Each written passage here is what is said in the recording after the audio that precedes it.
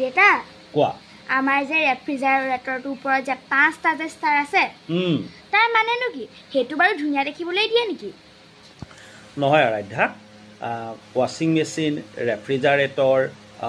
তোমাৰ air conditioner এই বস্তুবিলাকৰ ওপৰত 1ৰ পৰা 5টা ষ্টাৰ থকা দেখা যায় আৰু এই বস্তুটো দিয়ে BEE অৰ্থাৎ ব্যুৰো অফ এনাৰ্জি এফিচিয়েঞ্চি নামৰ ভাৰত চৰকাৰৰ সেই বিশেষ সংস্থাটোৱে ইয়াত যিবিলাক ষ্টাৰ থাকে ষ্টাৰবিলাকৰ বিশেষ অৰ্থ আছে যদি তাত এটা ষ্টাৰ আছে তেতিয়াহ'লে আমি গম পাব লাগিব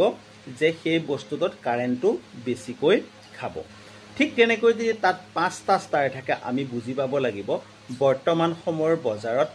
থকা যিবিলাক আইটেমছ আছে ইলেক্ট্ৰিকেল বস্তু আছে সেইবিলাকৰ ভিতৰত সেই 5টা ষ্টাৰ থকা বস্তুটোৱে আটাইতকৈ কম কাৰেণ্ট তাত ব্যৱহাৰ হ'ব গম পাইছানে সেইকাৰণে যেতিয়া আমি ইলেক্ট্ৰিকেল বস্তু কিনো বিশেষকৈ ৱাশ্বিং মেচিন ৰেফ্ৰিজাৰেটৰ এয়াৰ কণ্ডিশ্যনাৰ তেতিয়া আমি ষ্টাৰ ৰেটিংটো ভালকৈ চাব লাগে যিহেতু যিমানে কম ষ্টাৰ হ'ব সিমানে তাত বেছিকৈ কাৰেণ্ট খাব আৰু যিমানে বেছি ষ্টাৰ থাকিব সিমানেই তাত কাৰেণ্টৰ কনজাম্পশ্যনটো কমি যাব গতিকে প্ৰথম অৱস্থাত এটা ষ্টাৰ থকা বস্তু কম দামত কিনি প্ৰতি মাহে কাৰেণ্টৰ বিল বেছিকৈ দিয়াতকৈ একেবাৰতে 5টা ষ্টাৰ থকা বস্তু কিনাই উচিত যাতে আমি কম কাৰেণ্টৰ বিল দিব পাৰোঁ